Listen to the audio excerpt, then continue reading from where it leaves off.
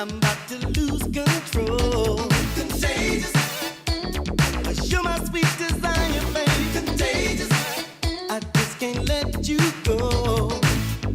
When I see you, every time we meet, in my knees I get weak. I always lose control. 'Cause you're so fine, baby, you're so cold. Give me fever. Temperature's rising, girl, what am I supposed to do? I can't go to a doctor, babe, 'cause there is only one cure, and it's you. Your love's contagious, spreading like a fire, babe. Contagious. I'm about to lose control. Contagious. 'Cause you're my sweet desire, babe. Contagious. I just can't let you go. You're my prescription. I need your love every hour, 24 times a day. Don't give me such a hard time, babe. I'm so in love, I just can't stay awake. Every time we touch, I feel something new. Hooked on your love, and I don't know what to do. Love has power. You got the upper hand. I'll give you what you want, and your wish is my command. Contagious. Spreading like a fire, baby. Contagious. I'm about to lose control. Contagious. 'Cause you're my sweet desire, baby. Contagious. I just can't let you go.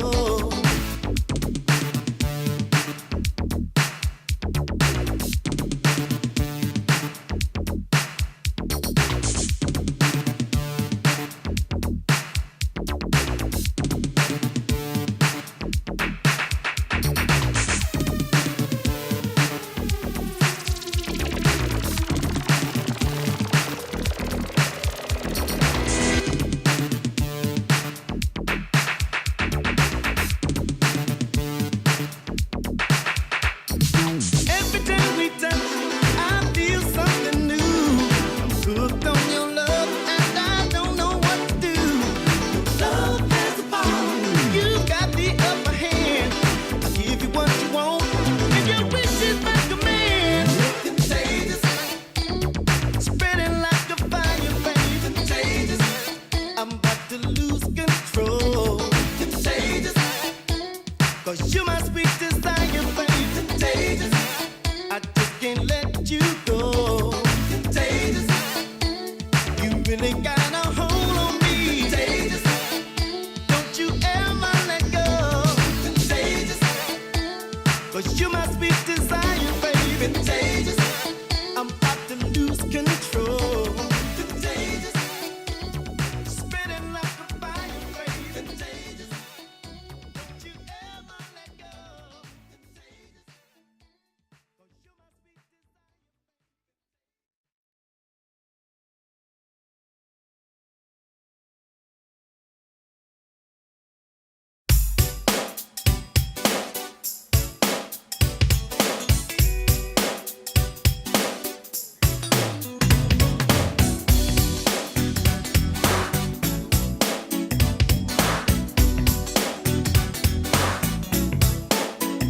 Ooh, baby. Hey.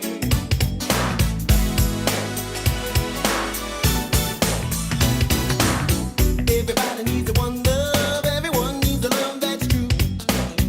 If you're looking for one love, I wanna be the one for you. 'Cause like a heart just needs one heartbeat, and a life only needs one key. I need just one girl in the whole wide world, and you're the only one for me. You for me, it's clear to see. There's only one thing in life that I really wanna be. I wanna be the one. I wanna be the one you're kissing. Wanna be the one. I wanna be the one you're missing. Wanna be the one. I wanna be the one so true. 'Cause I love you, yes I do. I wanna be the one and only one for you. Ooh, ooh, ooh, baby. I wanna be the one for you. I'm not a prophet, But sometimes I have prophetic dreams, like the one where I was at a garden party.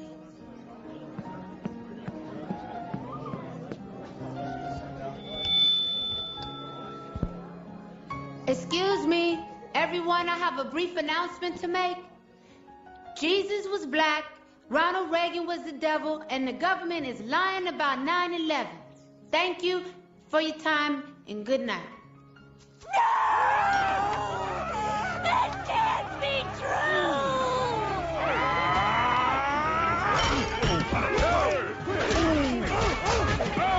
Unhand me!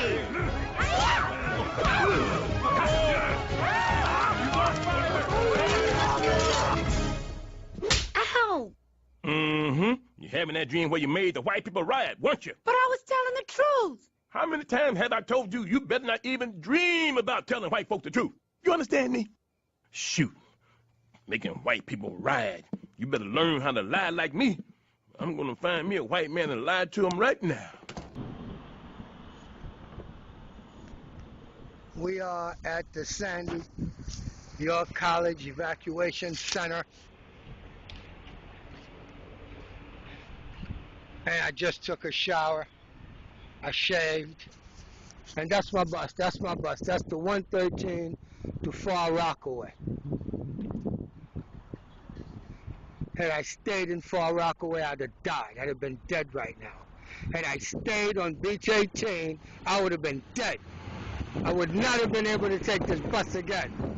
If I stayed in Far Rockaway, I'd have been dead. If I'd have stayed in Far Rockaway, I'd have been dead. I'm not dead. I'm not dead.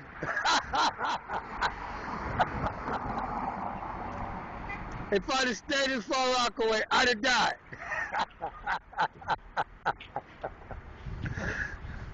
If I'd have stayed in Far Rockaway, Dr. DRICE would have been dead. I would have been dead if I stayed in Far Rockaway. I didn't stay in Far Rockaway. I came to York College. I didn't die there that night. I didn't die there. Isn't that nice? How you doing? Now, Mr. President, it's time for recovery. It's time for that I get me one of them FEMA trailers, okay? I'd like one of them FEMA trailers. I'd appreciate it very much, and I'd like to thank you. Now, let's go to my cot, my bed.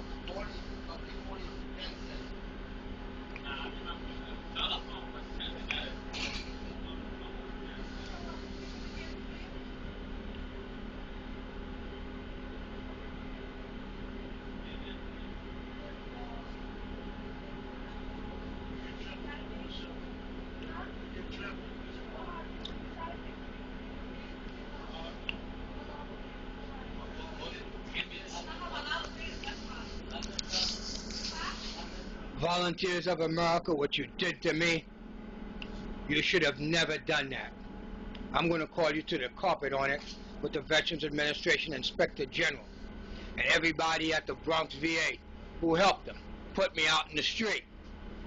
And I had to go back to the beach. Thanks a lot. I happen to be with people who care. Why? They also need help.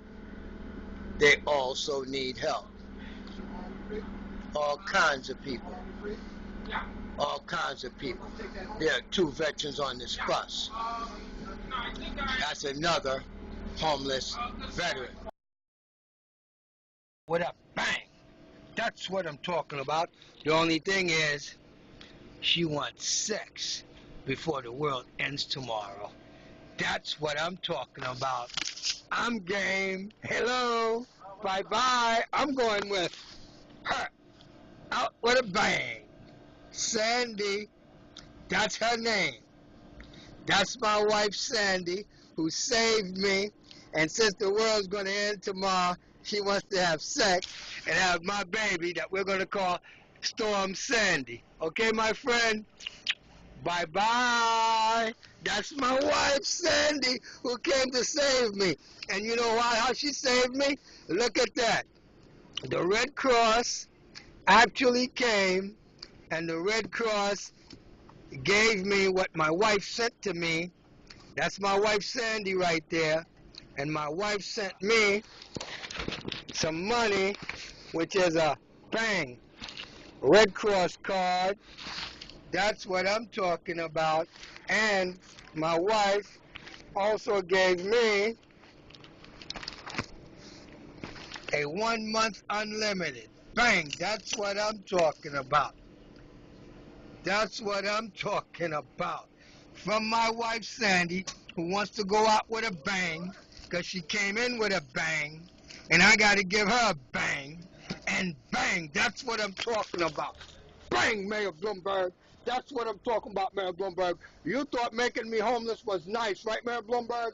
Guess what? Have a bang, Mayor Bloomberg. Bang, Mayor Bloomberg. That's what I'm talking about. My man said bang. That's what I'm talking about. Hey, Mayor Bloomberg, that's my wife. You can't get one that pretty. Okay? Bang. I can get that with no money. That's what I'm talking about. And guess what? She wants to have sex. She wants to have sex. That's what I'm talking about. And it's my birthday Saturday, so I'm going to have sex with my wife Sandy, and we're going to have a pretty baby, and we're going to call her Storm Sandy. Bye-bye. Je suis français. Mon nom est Philippe EDOUARD. I'm French. I'm a French green card guy.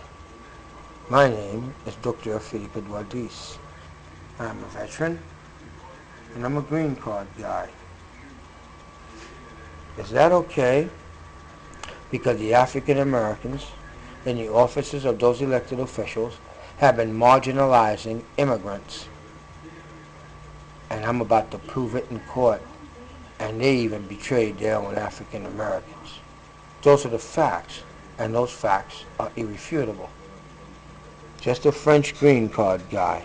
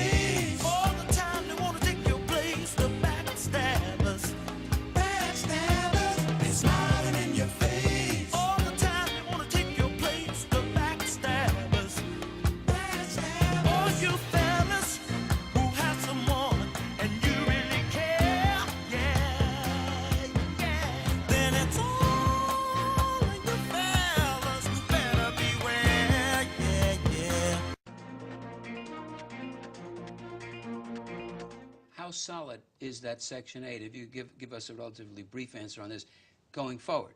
Oh, it's absolutely solid at this point. This was, for perfect storm kinds of reasons, we were in this financial crisis. The storm has passed. We are now managing within resources that are available to us and predicted for the near future. And so at this point, the resolution of these families that are now being ported over to HPD has now resolved the issue short and I believe long term as well.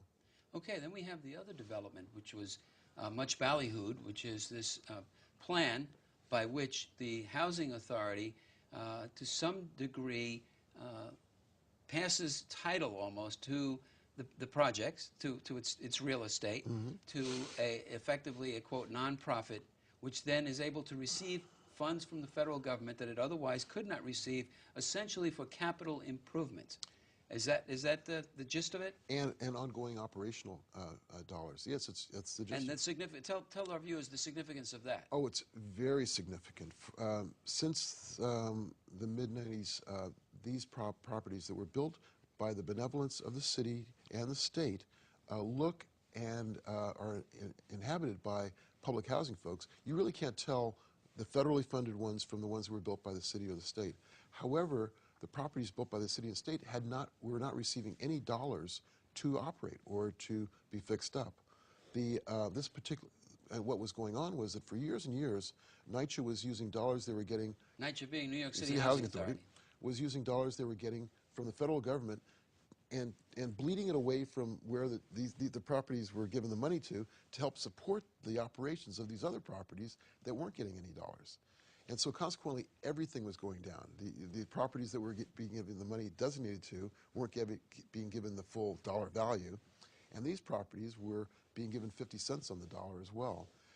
This particular move is one in which we were able to get funding for these properties for the first time in many, many years, so that we can actually bring on caretakers, bring on plumbers and carpenters and such to bring up the quality of life at the sites, and to have an ongoing predictable stream of dollars moving into the future.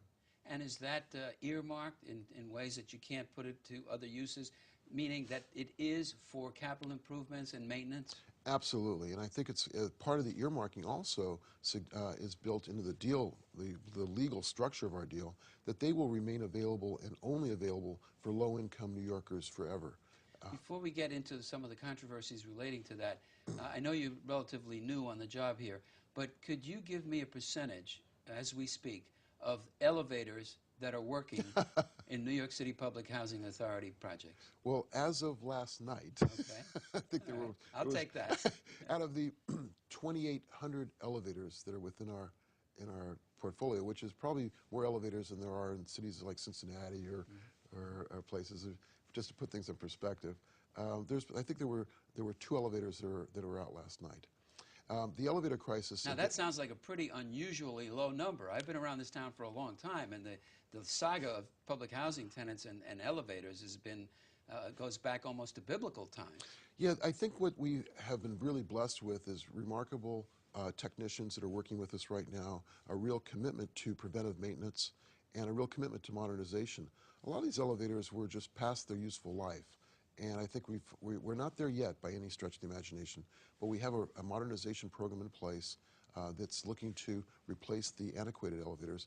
But as importantly, more importantly, we have a system in place in which we're oiling and tweaking and doing all the things on the front end to avoid the downtime that happens on the back end. Unfortunately, though, despite our best efforts, vandalism is the real thing we have no control over, and that's the one thing. You say no control over. Why?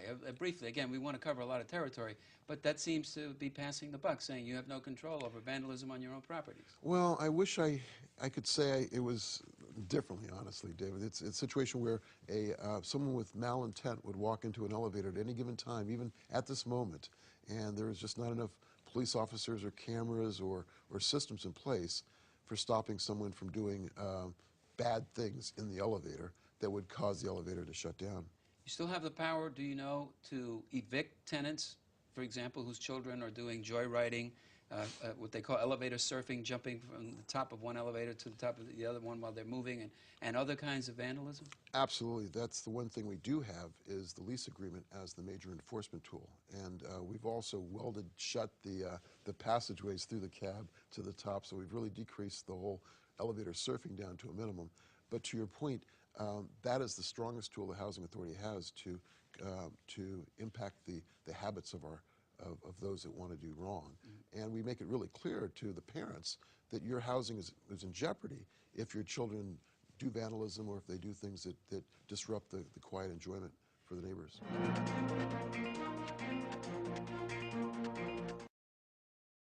This is Dr. Philippe with DRICE Personal Log. I found this video on the internet, and it helps explain the multiple ways that HUD, HPD, New York City and New York City Housing Authority are in collusion to eliminate the rent roll in public housing converted to Section 8 which is a methodology in the 21 developments I spoke about in the World Appellate Court and the prosecution of those state senators, Shirley, Huntley, and Malcolm Smith, being a bunch of traitors to the people in public housing. This is another way of getting people out of public housing. Now watch this. It's got 807 hits already since yesterday. Just got put on. Watch what this guy says on how New York City Housing Authority takes apartments out of the rent roll, which is another form of redlining, separate from the remaining family member issue. But still, now you can see why the guy that's going for governor, Mr. Cuomo, don't want to have anything to do with this, because when you backtrack or you reconstitute this whole scheme, it goes back to the Clinton administration, who wanted to eliminate welfare. Okay? And that means you eliminate people out of public housing through a revolving door policy that the Bloomberg administration picked up. And the rest is history. But let's concentrate on what this says. Watch this. Plan calls for then transitioning 8,400 Who's this guy? of their That's NYCHA the units guy that's into the blowing the Section 8 whistle. program. All of the state-funded NYCHA buildings, if you add up the amount of units and all of On them, New York City and New York State, how they got robbed for a $500 million of property. of those buildings. The ones that affect Harlem, I'm paying $7,000. Manhattanville, Yep, Frederick Samuels, it's property taxes. and Drew Hamilton. When you look at the details of the plan, let's say that you move out of the building altogether for whatever reason. It has nothing to do with this program. That building, that apartment is going to turn into a Section 8 apartment. If you sign for the vouchers, now this goes beyond, being on the waiting list to try to get the voucher or even filling out the application. Once they say, okay, we will give you this Section 8 voucher, but once you sign that contract for the voucher, you transition that apartment into the Section 8 program. This special program is not the same type of Section 8. They have different nuances that, are different than the normal Section 8. One of the things that they have to lure you in, and I think this is like to lure you in, is that they're waiving the background check, the criminal background check, and the income verification for 6 months. Now, you know that you've never heard of that before, So obviously, you're trying to get everybody, to take this so they can transition these apartments. But now when it is time for them to do the income verification and the background check, and you don't qualify, guess what? You're out. Okay? You're going to lose your subsidy, and you can't, it doesn't go back to being in the NYCHA Rent roll. apartment pool. It's a Section 8 apartment. So you Rent roll fraud. Period. That's another thing. Once you sign the voucher, you can't change your mind. You can't, 2 weeks later, say, okay, never mind, I don't want to do this. It's a done deal. Now, there'll be all kinds of ways. These are the various scenarios that people need to realize. That, let's say, for example, you sign for the voucher. Okay? Let's just say now, under Section 8, that your household size is too small for the apartment that you're living in. Okay? So they may want to downsize you. Or not may, they will. If they can't find an apartment in that particular development where you come out of, you're not going into one of the other 20 available apartments if they have any. You're going to go into a federal building. Okay? Now, who do they bring in aside from the people living there in these developments? And these people come from a special list. HUD has a special list that I'm sure they're going to share with NYCHA. They have the complete profile of who these people are. Okay? They've already been, from reliable sources, they've been showing the apartments already to potential tenants. And none of them look like really, put it this way, they're different. They're everything but African American so far. I would say don't sign the voucher. There are people out there that are now becoming up, they're getting up to speed on what's happening with this plan. So they'll have all the information, and they really need to know what they're getting into. So it's going to look good, because they're making it look really good, all right? But don't go by what NYCHA is presenting to you. That's what I'm saying. Because when can you really, truly trust look at what's happening with Harlem, period, with the 125th Street rezoning, the Columbia expansion plan, and our local government failed us. So can we really trust the agencies that are headed by Bloomberg appointees? The answer is no. So Robert Jackson, Melissa I would say Benito. don't sign the voucher. Really, know what this program is really all about. Know it very well, and then if it benefits you, okay, there's a possibility it could benefit some people. Then go ahead and and sign for it. But not likely. I'm saying that it's not going to really benefit the majority of the tenants. So they can contact me at the provided email. Right. And also Preserve Harlem's a lot of, Legacy at yahoo.com. Groups like Maribel Sisters. 212-234-3002. Nellie Bailey at the Harlem Tenants Council. There's some other on that list. But then the Manhattanville Tenants Association, okay, they're going to be up to speed. The Drew Hamilton Tenants Association, they're going to be up to speed. I can't speak offhand just yet about Frederick Samuels, but I know Drew Hamilton Tenants Association, they're going to be up to speed on this, Manhattanville, and we're trying to now, get this message out to the other developments in the other boroughs.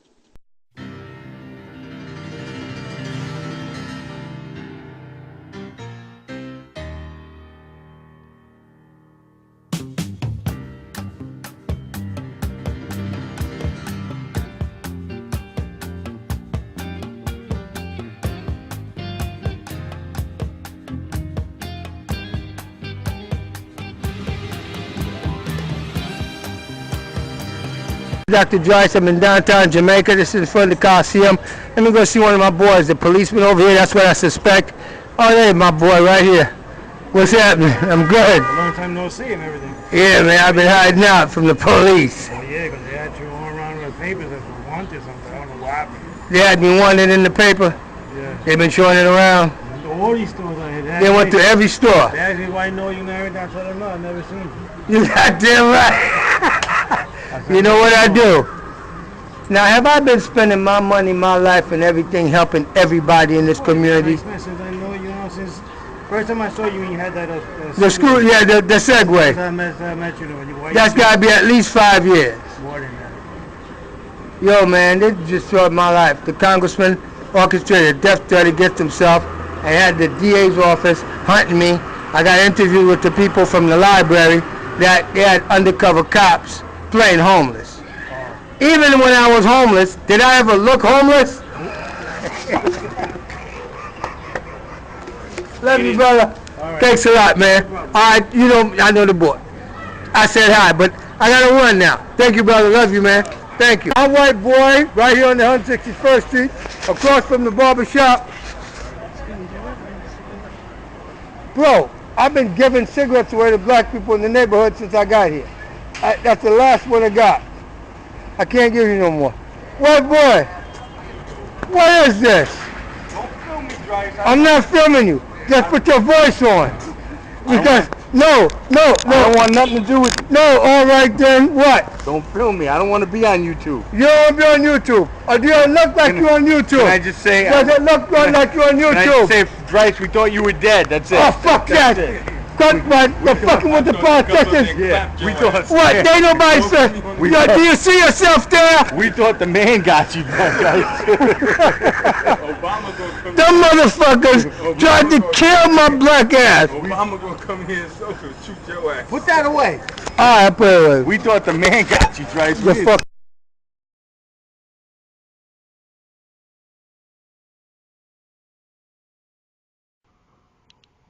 Good morning. It's December 15th, 2012. I'm looking at my apartment, my temporary transitional housing. I didn't even make up my bed yet.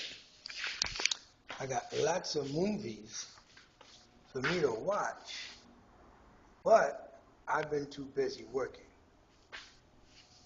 I can smoke.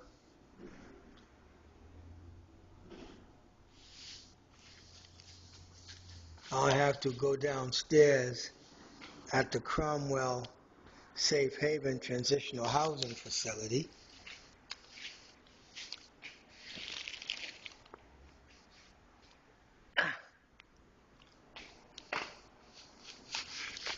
And then get wanted by Miss Nunn, and then the freaking moron, the cretin. Pick up your feet, please.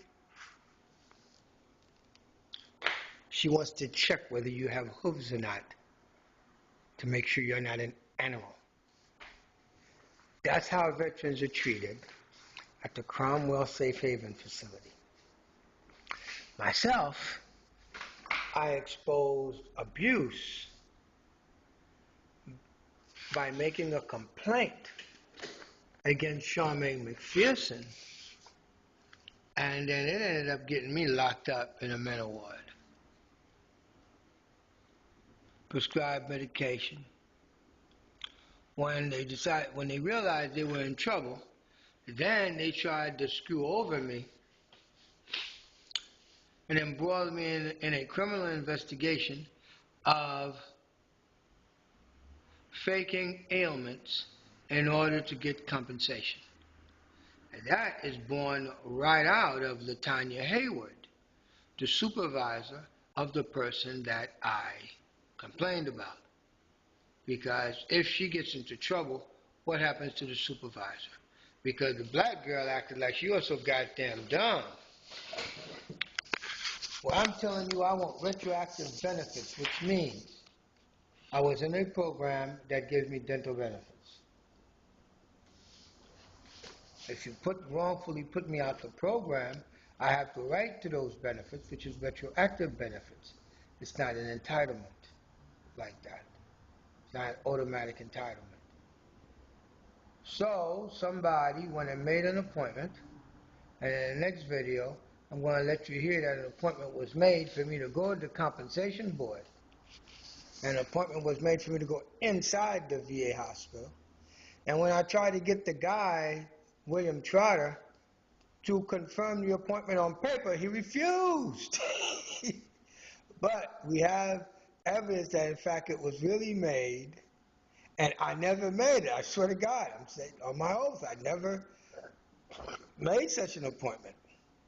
And why would I? If I'm going to make such an appointment, I'm going to make it at the Brooklyn VA, where I can get the piece of paper from Mike Mooney that says I'm 100% PTSD, and that he recommends that I get full service connected disability. There are no other claims. There are no other claims. But I do have a minor claim of a dental work needing done because I was in the Cromwell Safe Haven facility in a homeless transitional housing program, and that gives me that benefit. And since I didn't get it, now I have to prosecute them, and here is the evidence. Number one, I got a FEMA number. I got a FEMA number because that's another story about a cover-up at the St. Albans VA. It's because it says right here in this newspaper that's got me here in this apartment is because I was put out by a hospital, the Bronx VA hospital, in violation of federal policy that says that all veteran and homeless shouldn't never be together. But he's right here. That's because I was sent into Sandy the storm in order to die. So, what we have now is, we now have the allegation against them.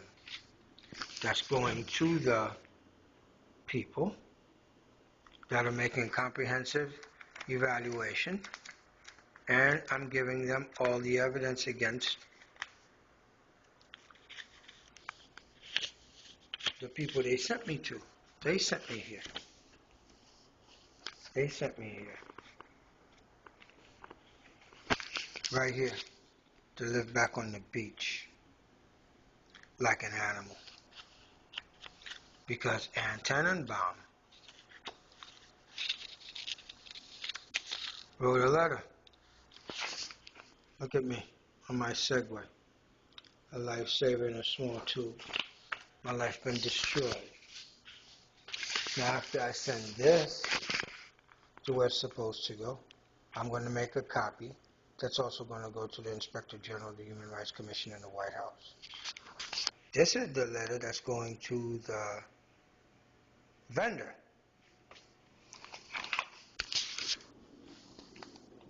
Yeah, it's got stuff in it too.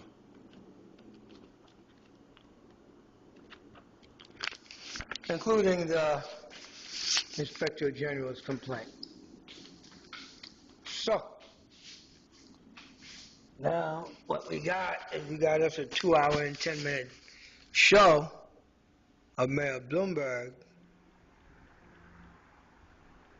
narrating the Abuse Awards, Veterans Abuse Awards. Veterans Abuse Awards go out to the Bronx VA.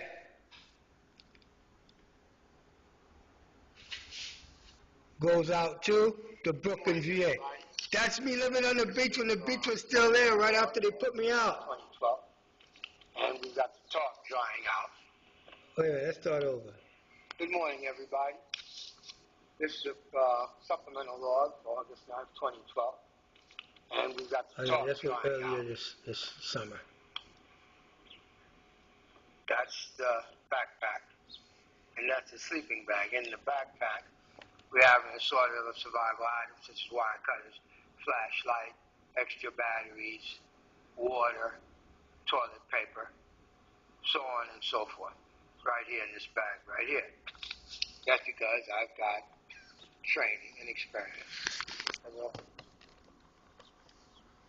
Special Forces Army Airborne Ranger. Here it is, 38, 39 years later. I can still perform at a level that's taking these civilians to task. And I've been able to do that thanks to the Almighty God, the creator of that. Woo! That's what I'm talking about. Hey!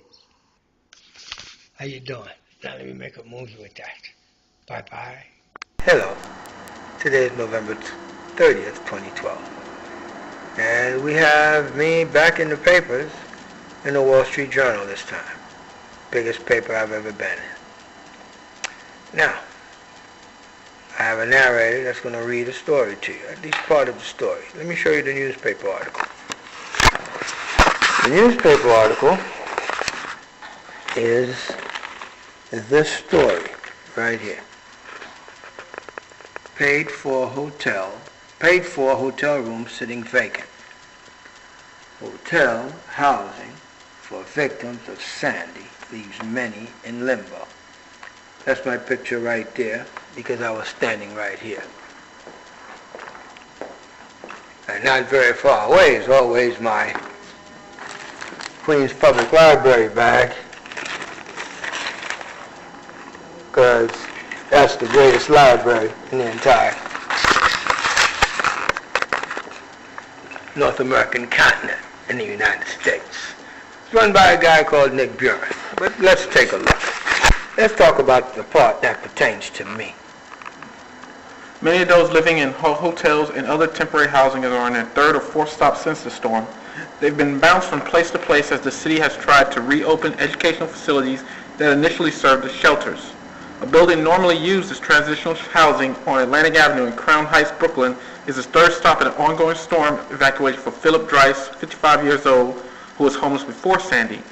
Mr. DRICE said he was asked to leave the Bronx hospital days before Sandy struck and has planned to return to his camp on a beach in Far Rockaway, Queens, when a homeless service group called his cell phone. They said, "If you sleep under the boardwalk, you're going to die, so I knew I had to go," he said. Mr. DRICE was initially directed to a temporary shelter at York College in Queens. After several days, he and more than a dozen other single men were moved to 2 rooms in a Bronx home for recovering addicts. His current accommodation is a converted warehouse building, is bare but clean, 2 single beds, a bathroom, and a small kitchen. He says city workers or Red Cross volunteers at previous shelters provided some clothing, 3 meals a day, and a folding bed he called his Mayor Bloomberg trophy.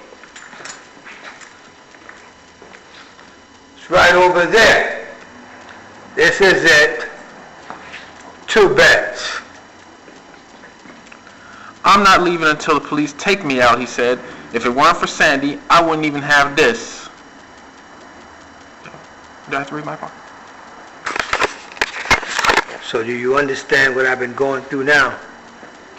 Hi, Elma. You're the social worker on the psycho ward. You guys locked me up in order to contain the fact that Charmaine McPherson had been getting used to punk out America's heroes. You got a 300-pound, jet black, nappy-headed female who goes to off-site, off the VA to punk out these wild homeless guys. Do you see any wild homeless guy here? Well, I think you guys are in a whole lot of trouble. Bye-bye.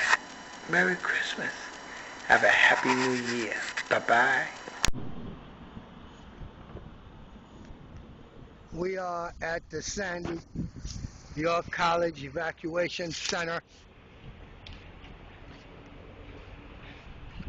And I just took a shower. I shaved. And that's my bus. That's my bus. That's the 113 to Far Rockaway. Had I stayed in Far Rockaway, I'd have died. I'd have been dead right now. Had I stayed on Beach 18, I would have been dead. I would not have been able to take this bus again. If I stayed in Far Rockaway, I'd have been dead. If I'd have stayed in Far Rockaway, I'd have been dead. I'm not dead. I'm not dead.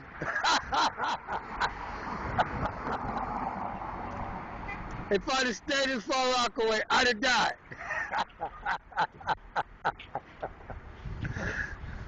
If I'd have stayed in Far Rockaway, Dr. DRICE would have been dead. I would have been dead if I stayed in Far Rockaway. I didn't stay in Far Rockaway. I came to York College. I didn't die there that night. I didn't die there. Isn't that nice? How you doing? Now, Mr. President, it's time for recovery. It's time for that I get me one of them FEMA trailers, okay? I'd like one of them FEMA trailers. I'd appreciate it very much, and I'd like to thank you. Now, let's go to my cot, my bed. This is Dr. Philip DRICE. I'm hanging out with my boy Rome. I'm bringing up the RHEA. We're in Sandy, the storm. As you can see, we've got a little wind, we've got a little mist, but my boy Rome over here was complaining, where is the storm? Where's the storm, Rome? Where's the storm? I don't see no storm. Got a lot of Good morning, everybody. Today is October 27, 2012, and we're just now seeing the first signs of Sandy coming to shore because it was really calm this morning. I've given you some footage, and look at the breakers now. The breakers are coming in, but guess what? I'm walking on the beach, and guess what? Somebody lost something. Hey, how you doing? Now, everybody knows what I do out here. I do commentaries. I'm an independent journalist. And guess what? Dr. DRICE has found something really special because what? Bang! It's called a tampon. What is a tampon doing lost on the beach? You're supposed to take that home with you because it's supposed to be tucked in. Come on now. Damn! You guys give me so much material. But the reason why I'm here right now, I'd like to make this a serious part of this footage, is that I'm here to show my friend, a wonderful lady, a nurse, these breakers, and that I'm going to be seashell hunting for her. Oh my God, they destroyed the seashell beds! Look at those guys over there with the tractors! They're killing the seashell beds! Oh, come on now. Well, I'm going to find Regina a couple of seashells. But these are the breakers coming in, ladies and gentlemen. Sandy is here! Look at these breakers, huh? Come on now. You mean to tell me there isn't adventure in living on the beach? You suffer a little bit, so what? But the reward's exponential. Wow. Look at that. That's a shell from a 12-gauge shotgun. The breakers of Sandy are coming in. Come on now, hey! This is the first sign of Sandy that we've seen on the news today. Why are you getting it from me first? You don't have anybody live on the beach like this with Channel 7, CBS, NBC. I bring you these breakers right here, right now. Sandy is here. And getting strong. Look at these guys. They're destroying the seashell beds. But hopefully you can find something nice. I wanted something big for Nurse Regina so she can put, I don't know, her jewelry in, stuff like that. I'm right here. Let me show you my pets. Here we go right there. Fly, baby, fly. Go ahead now, go ahead. Bang. At the water's edge. At the water's edge. Woo! You know how you know you're bipolar? You got two penises.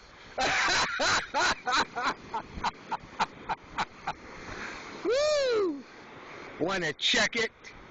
Have you a nice freaking day. Bye-bye. Well, hello. This is Dr. Phil DRICE. We'd like to congratulate your college and the volunteers who decided that the long-range patrol rations that I used to get when we go in the field for 28 days and you just wreak havoc on the enemy. But guess what?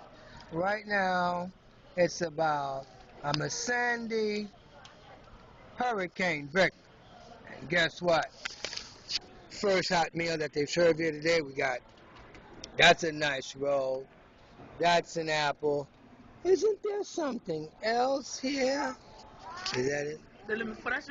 Yeah, okay, yeah, we got a little bread that came with that. We got the salad, we got the rice, we got the chicken, we got the beans, we got water, we got juice, we got the orange, we got this, we got that, we got this, we got that, we got that. Hey, Mr. President, can I please have a FEMA trailer? I just need a FEMA trailer. Can you help me out here? I've got nothing. I've got absolutely nothing, but I could use a FEMA trailer. Can I please have a FEMA trailer? Mr. President, thanks for the hot plate, and I would like a FEMA trailer. Can I please have a FEMA trailer? We don't want another Katrina because this is Sandy. May I please have a FEMA trailer? I'd like a white one that's got its own keys, and I don't want the tires flat, just in case I might want to roll it out of New York City, because I kind of like, I'm not a well-liked person here. Bye-bye. Good morning. How are you? Isn't that a beautiful day? Isn't that a beautiful sky? Seagulls passing by. We're on the beach. We've got the sleeping bag rolled up. We got the top, these, you know, descended, well, I guess that's what it's called in English. I'm a French guy who assimilated into African American culture like a tapeworm in a human host. And I harvested everything from them guys. And I'm happy. I thought that was a good thing until they turned it into something bad. When I ran into the guys of the formerly the 6th Congressional District, which is now the 5th Congressional District, because the Mexicans punked their asses out, displaced the motherfuckers, when I was telling COMRIE and everybody else, listen to me, the census count is not to your benefit because black people aren't here anymore. They don't care. You see this?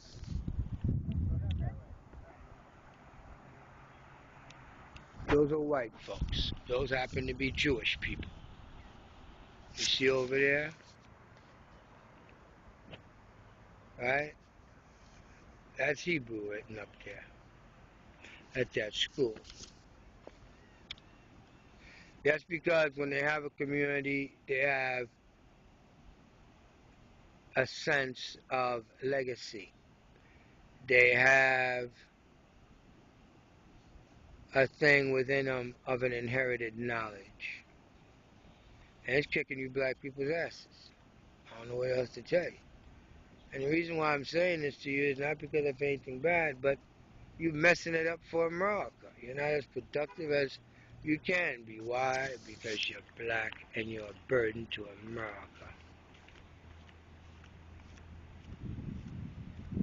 That's the difference. Nothing, something. You're a burden to America, black people, for the most of y'all. And it's because you guys got no freaking respect and got no freaking integrity that this freaking Mayor Bloomberg think he can just recreate fascism. He can recreate a brand of fascism, a brand of corporate racism. You know, the railroad niggas and spicks out of public housing. That's what the hell it is. And then in your dragnet, you caught you a Haitian, and I told you I'm not taking that shit. And then at my eviction, you're going to send me your regards, Mayor Bloomberg. Okay, let's put that to the test. I love you. God loves you more. Bye-bye. Good morning, America. Good morning, world. Welcome to my nightmare. How you doing? This is Philip DRICE. Anyone to give thanks? Because if there was a God, there's no way I'd go through this. So the whole Judeo-Christian bullshit about the Jews discovering God and their God's favorite people, and Dr. Shia has got the right to lock me up in a freaking mental ward, says that we got fraud. All the Jews died. Hitler killed them all, and Dr. Shia is a freaking Nazi. Dr. Shia is an absolute freaking Nazi. And if it's only Jews that's got power that own shit, then Dr. Julia Golia must be another Jew who can own a nigger and then therefore can orchestrate me being held against my will in a federal facility with federal funds, and that's a freaking crime. And I swear on my mother's grave, I will take you to the Veterans Administration and make you pay a price for that shit with your job, bitch. Open letter to you motherfuckers in the Bronx, VA who did this to me. How you doing? What's going on here? That's where I live. I live right here. Good morning, how you doing? Do you asleep? Yeah? Do you asleep? Yeah? Well, so tell me my dad Joseph too. What? So tell me my dad Joseph too. What? I don't know. Now that is the language of a British slave. That's a straight-headed nigga, good nigga.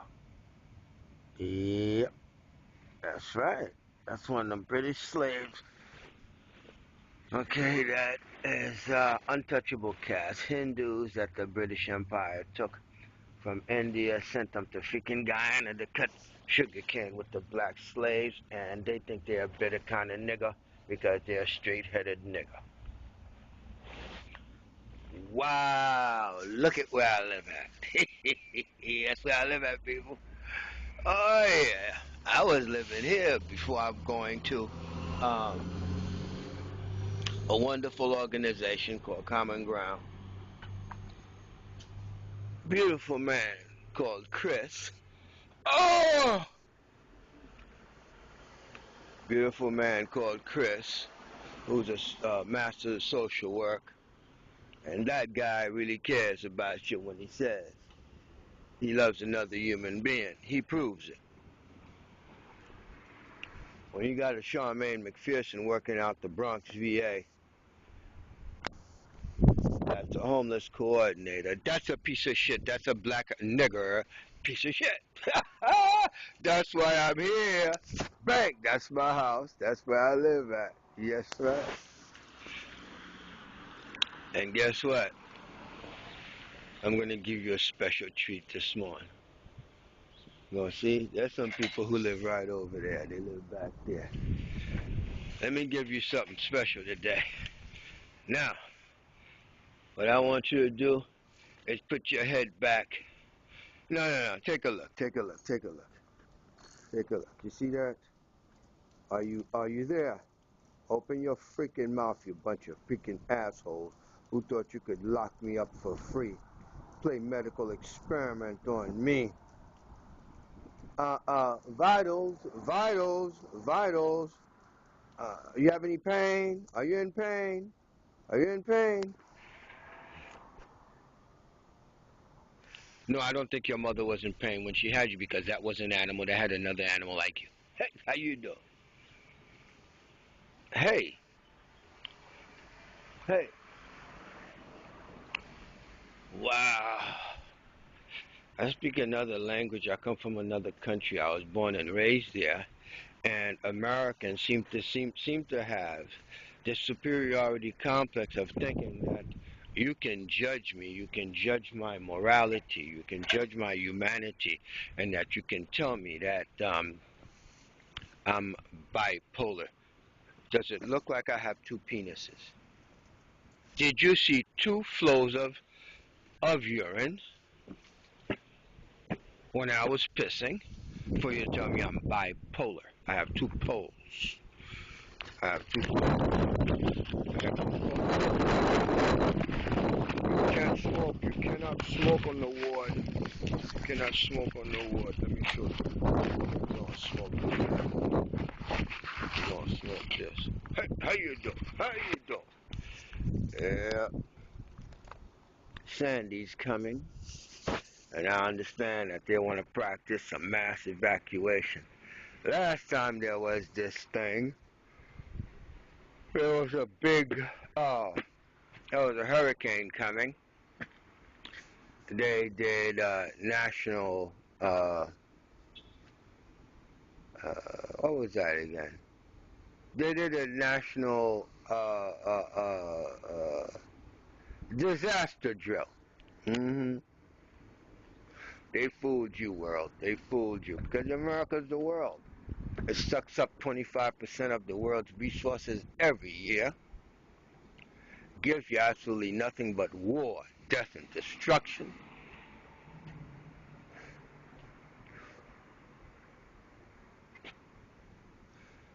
And it's got about, what, 10% of the people? Oof, if that much.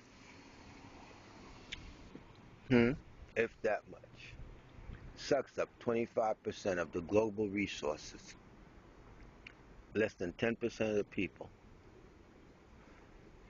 And it justifies it by saying, we're the only superpower, we're the only superpower, we're the only superpower. And guess what? We're owned by God's favorite people. Hey, Dr. Shear, how you doing, buddy? Are you evaluating this? I'm making all these for you, Dr. Shear. All these videos, since I left,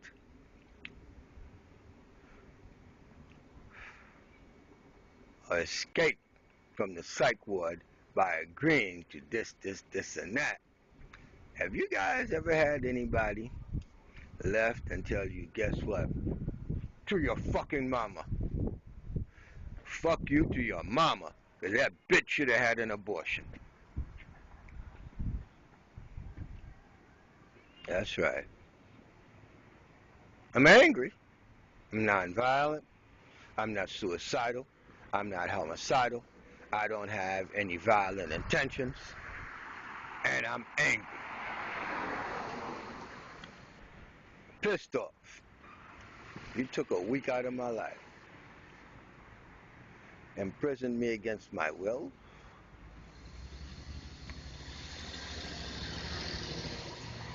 Threatened me with, well, you don't have to take them. They're the people that own the world. Right there. There goes one of them right there. Big black hat, black scarf, white shirt, all black clothes.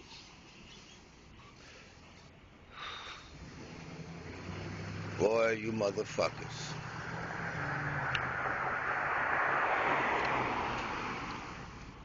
But you weren't alone, were you?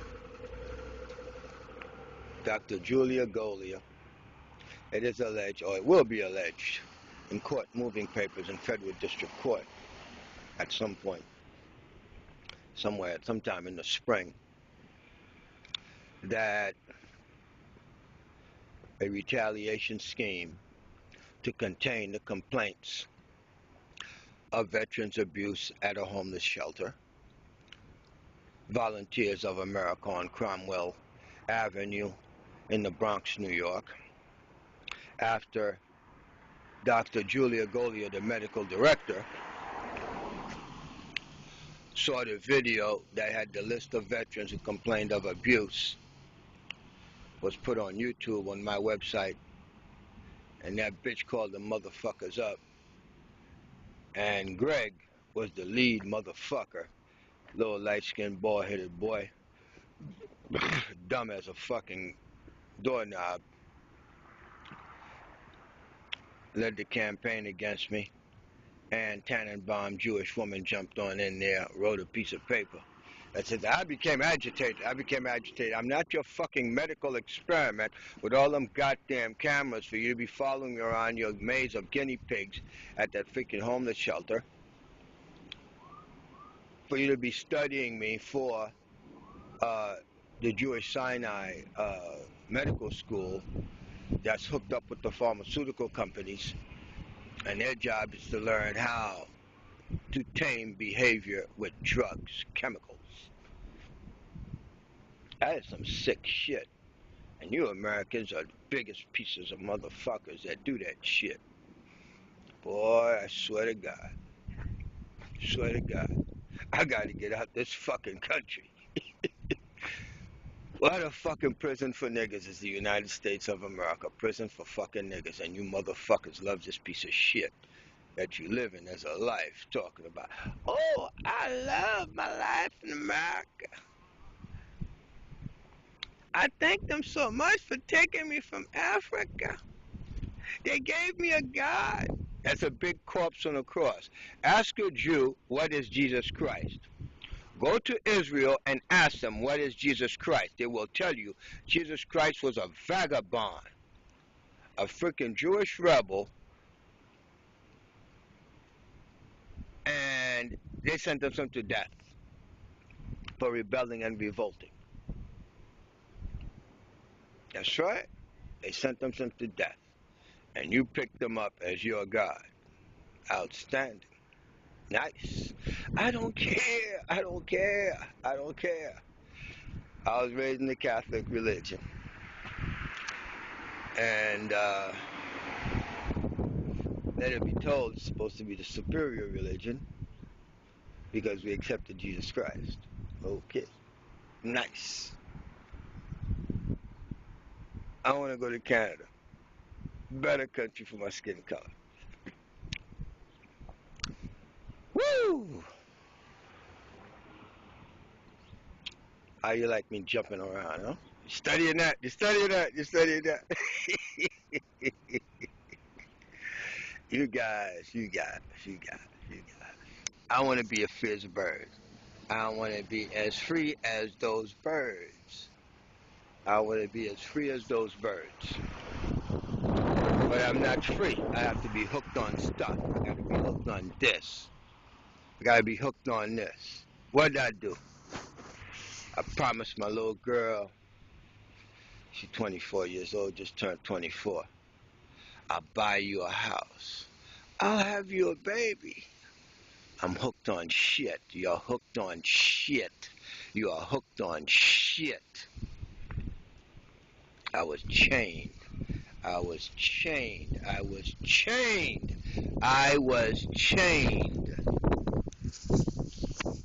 And so are you. They're just not visible. They put a chain on your brain. They think they put a trigger in me to go to Mike Mooney at the Brooklyn VA to go get psychotherapy with Dr. Mirza. The fucking guy can't hardly speak freaking English, Jesus Christ. How the hell does he get a freaking medical license? Because Asa Jekhtar, who used to work at the St. Albans VA, says, you cannot, it is illegal. State regulators must be on the scene, constantly checking on what happens to a person that you're feeding lithium to. How do you feed me lithium on an outpatient basis in doses of 900 milligrams, and when I expose the Hangsman's noose attack in a VA motor pool at St. Albans, you up the doses and you mail me the illegal drugs through the United States Postal Service? That alone is a crime, to send drugs like that through the mail on an outpatient basis. That's a crime. Criminal felony. I didn't say shit. Because you got calm-ass motherfucking Mike Mooney telling you it's all right. Don't worry, Phil. Everything's going to be okay. We'll refer your case to the FBI. Here's a piece of paper. You piece of shit. You should have called the motherfuckers yourself, because you got internal security over there that'll put the FBI and the Secret Service on a motherfucker pronto. But then your hands are not clean. Your hands are not clean. So you're going to give me a piece of paper that makes me even look crazier. Good. I used it. I used it. And right now I'm back in homelessness, and bang, this is where I live. This is where I sleep. This is where I live. This is for the bad weather.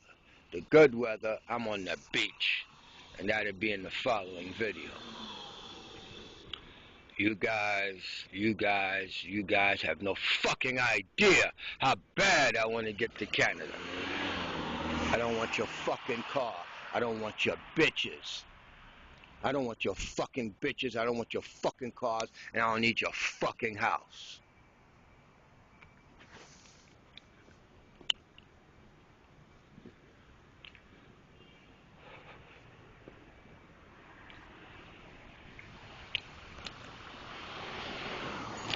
I regret every fucking bit of it. I regret I ever served in your fucking military.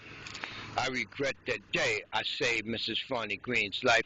That bitch should have fucking died and left me the fuck alone.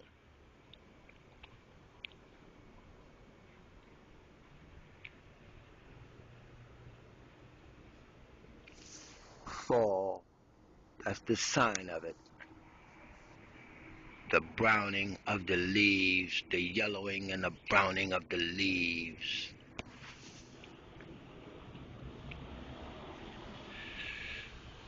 And you guys thought locking me up for the second time against my will. The first time the Brooklyn VA did it because Congressman Meeks referred me to the Brooklyn VA.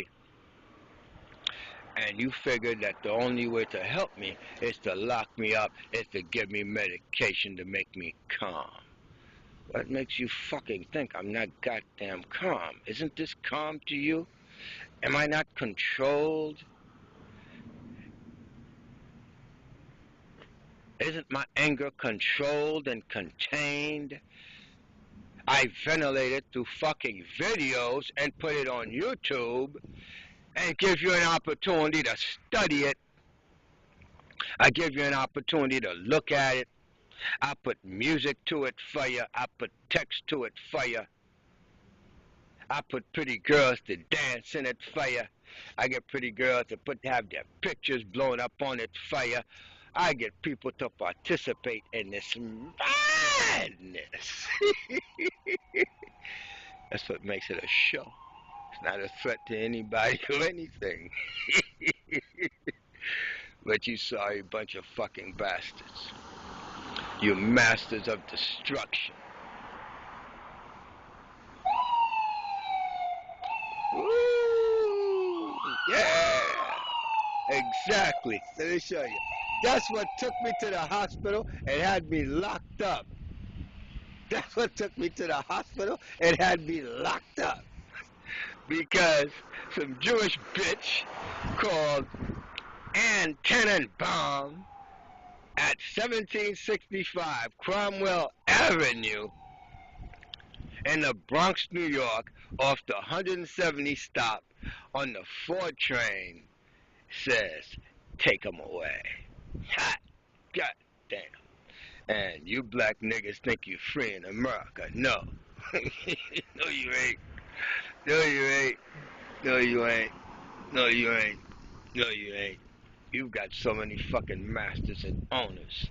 You can't even reverse engineer who owns you.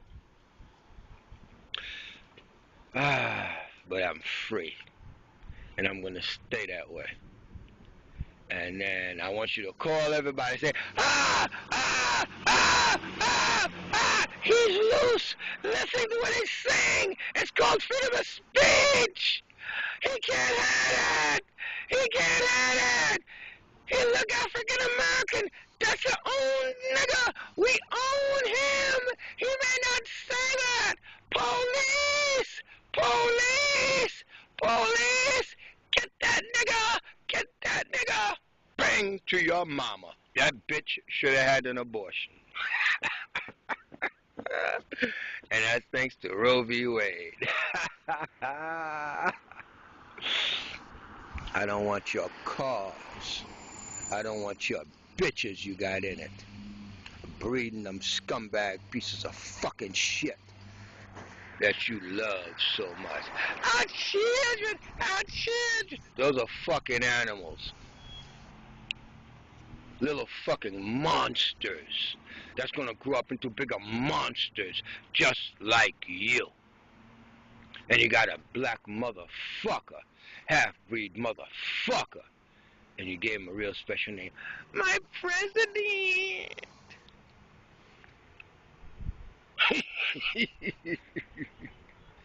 He don't know who I am. He don't give a fuck about me. So it wouldn't be right for me to go ahead and just say shit about him. Just like that.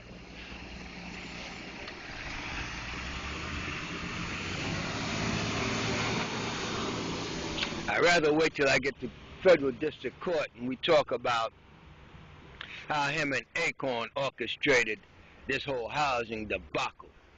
I don't give a shit if he's in power, if he's not in power. Look at your guy, the governor. That guy orchestrated what you would call eliminating the competent oversight of New York City Housing Authority in order for him to harvest what he's harvesting now, which led him to his seat as governor. Good morning. Good morning. Yeah, I live right there, ladies. That's the house. That's the house right there. I live right there. I live right there, yeah. Yeah, I promised Genesis a house. It might be this one. All right, now. I don't need your bitches. I don't need your fucking cars. I don't need you for shit.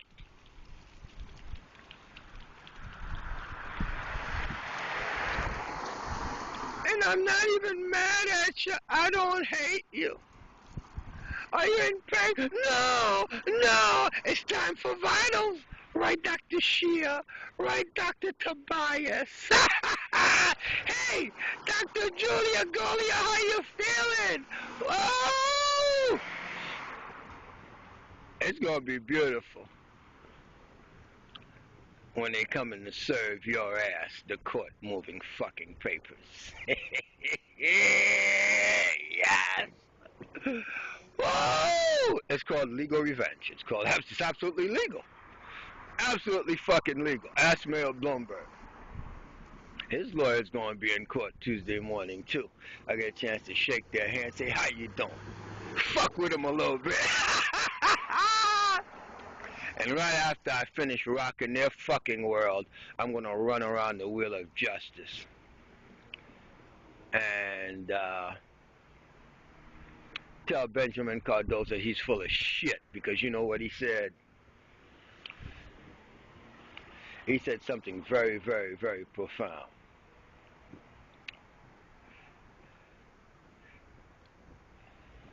He said something about, whew,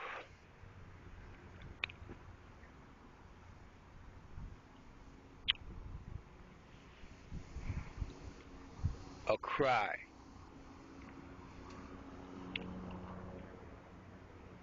of distress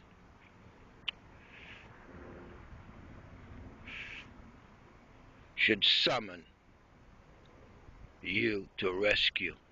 Fuck Mrs. Fronny Green, that bitch. She should have fucking died in New York City Housing Authority Shelton House after HOLSIA and MITCHEL robbed her for embezzled $20,858 out of her bank account over a 6-week period of time, and a year and a half later, after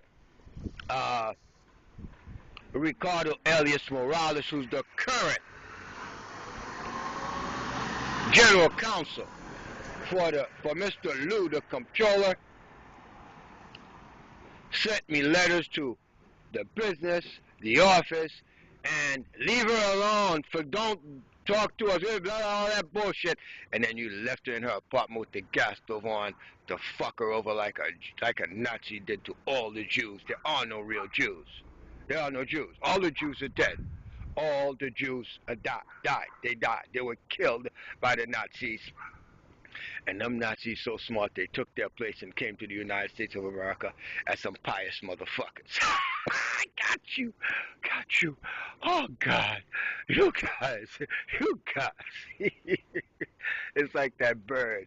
It's the exact same kind of behavior where you've got an animal that comes to a nest, removes the real eggs, and puts their eggs there for you to take care of their freaking animal.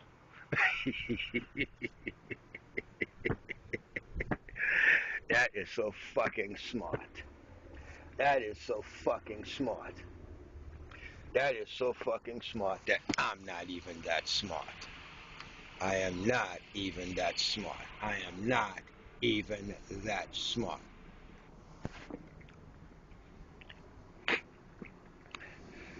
So, guess what? Let's go to Jamaica. Let me heat up the food. Let me eat. I'm going to go see Angie this afternoon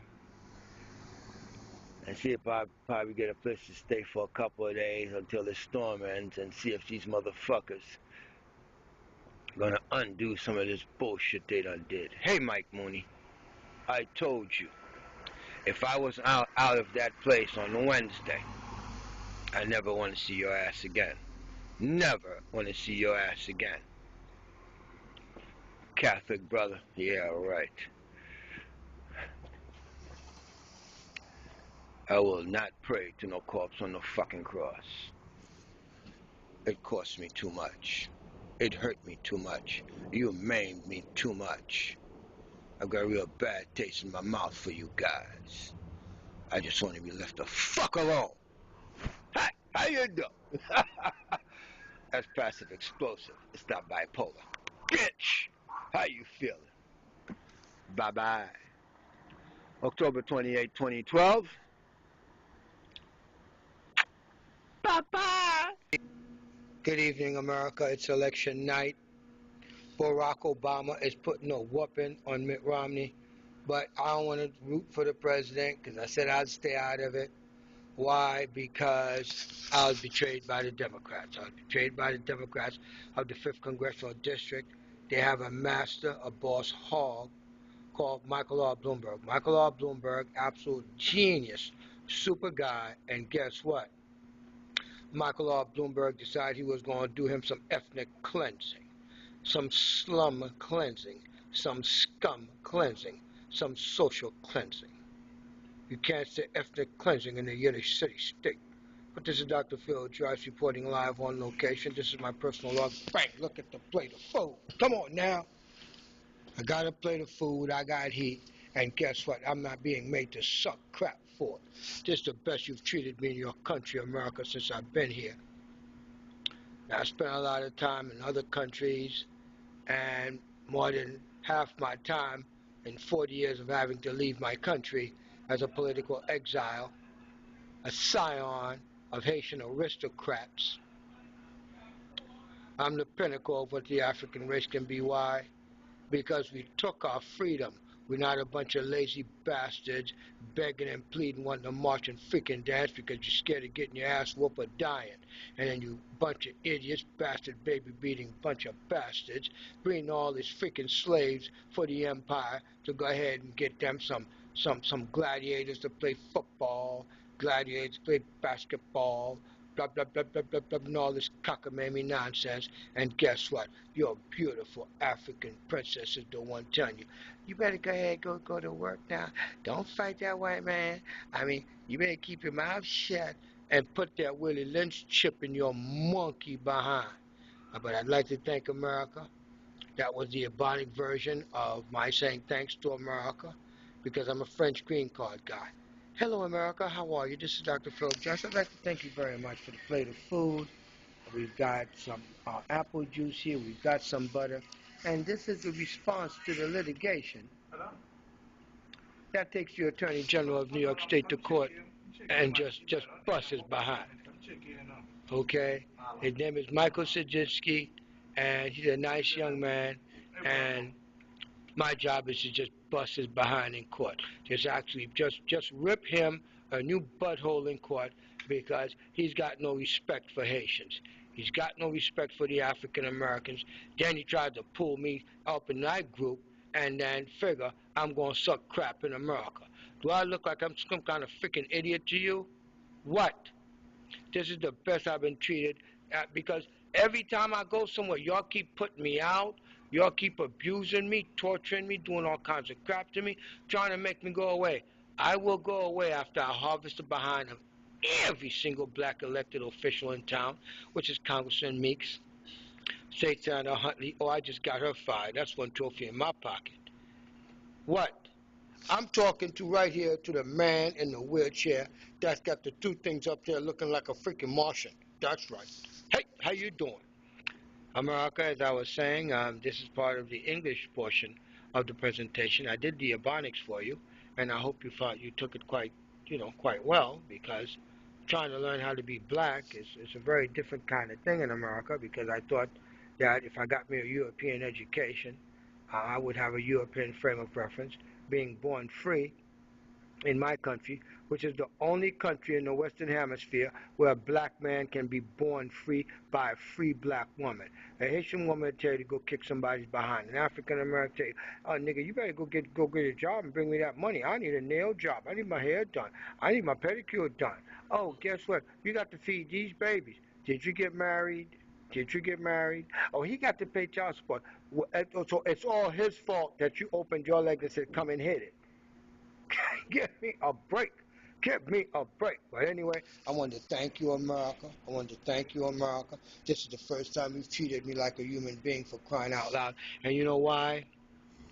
Because for 2.5 years, I've been eating shit in America. $6 million of my money taken. I've been getting tortured and hunted like an animal. And guess what? Now my plight has been magnified by tens of thousands. I'd like to thank you, Sandy. Oh my God. All their misery brings attention to mine in a very small way. And that's all I need. If this didn't happen, where would I be right now? I'll be in a little basement somewhere in Far Rockaway. Then when it gets 10, 11 o'clock, I'm jumping on the beach, going to sleep because I want to be free, or I want to go sleep in some alleys. I'm doing all kinds of stuff to bring attention. And nobody paid attention to me until God sent the wrath, sent you a message. Hey, you can't take care of Philip DRICE? Here's about 50, 60, 100,000. Here's a couple 100,000 for you to take care of, Mayor Bloomberg. Here's a couple few 100,000. Here's about $500,000 for you, Governor Cuomo. Remember me? Come on now. What's happening? Come on now. You guys. I'd like to thank you, America. I'd like to thank you, America, for this food, because America is God. America is God. It's the greenback. It's all about that. And guess what? Oh, I'm sorry. You're Jewish. Oh, you can't be wrong. I apologize. I'm sorry I stepped on your toe by saying that you are railroading Negro, Mayor Bloomberg. What? What do you mean I can't? Because you're Jewish, I can't say you did wrong. Jewish ain't got nothing to do with it, because I know too many Jewish people. They've been too nice to me, helped me out, and did too many things to me for you to be dirty in their name like that, Mayor Bloomberg. Come on now. What do you mean because you're Jewish, I can't criticize you? I can criticize Mayor Michael R. Bloomberg. I ain't criticizing your religion, but I'm just saying, since your people so powerful and own all of New York City, New York State, and most of America, you should be careful what you do when, you're giving your people a bad name, my friend. My adopted mama's from Russia. She's Jewish. And guess what she says? She says, listen to Pop. And guess what Pop says? What's your religion? Tell me what it is, and I'll tell you what you think like. Uh-oh, uh-oh. You're a violator, Mayor Bloomberg. You're a violator. This is Dr. Phil Joyce, and guess what I got to say? Bye-bye. Now let's take a look at a video of some of my performances, okay? I love you. Bye. Ciao, ciao. Hey, how you doing? So what do you think, man? What do you think? What's going on here? America been good to you? I'm getting ready to leave America. See, I'm looking for people. I'll get me $5 million. I will take me 10 other black Negro, take them out the United States of America. Straight to Canada. Straight to Canada. If nothing else, you ain't got to hit on no more sisters that's going to be treating you like crap, looking down on you. You get a cute white girl with good credit. You ready to go? Sounds good. Hell yeah. All right, then. You hear me, America? Thank you very much. See, I'm a Haitian. I got pinching in my blood. Why? Because we pinched a colony from Europe, and it's ours. And that's why you can't ever let it be nice while you're stealing my gold down there. And that's how the earthquake happened. Hey, I got your number. Bye-bye. Hey, everybody, how you doing? Damn, look at that. That's what your hurricane victim look like. Hi, Sandy. How you doing? I'd like to thank you, Sandy, for bringing to the attention the plight of people in distress. Now, that's what you look like begging for food in a rich neighborhood. And then, amidst of emotions and anger, Mayor Michael R. Bloomberg, I love you, Mayor Michael R. Bloomberg. How you doing, Mayor Michael R. Bloomberg? Thank you for canceling the marathon. But if I was you, I would not have backed down and canceled the marathon, because the tourists want the marathon. This is all about making money. You all about money. Look, money is God. There's no God. God don't exist. It's only money. It's only money. And so therefore, Mayor Bloomberg, you should have the marathon. You shouldn't care about nobody that's freezing, that's got no lights, Mayor Bloomberg. Why? You're a Jewish white boy in New York City, and you can't do wrong. That's why I love you. You're my man. I want to vote for you for a 4th term. You should be the king of New York, and you should be like mayor for life, just like Papa Doc Duvalier. And guess what? You can railroad Negro and Puerto Rican. Anything you do, Mayor Bloomberg, you have the right to do it, because this is your city. It's your town. You own it. It's all about you. The only problem is, I'm a Haitian. I'm a French green card guy. So what I'm going to do is I'm going to package you, put you in the book, and I'm going to sell you. I'm looking for an Arab sheik with $10 million because I'm selling a Jewish white boy for $10 million right out of New York City, fresh. He ain't even coming from Borough Park. I'm looking for an Arab sheik with oil that's selling it to America, and I want $10 million, and I will give him Michael R. Bloomberg. He's a Jew. What does he care about an Arab anyway? What I tell you here?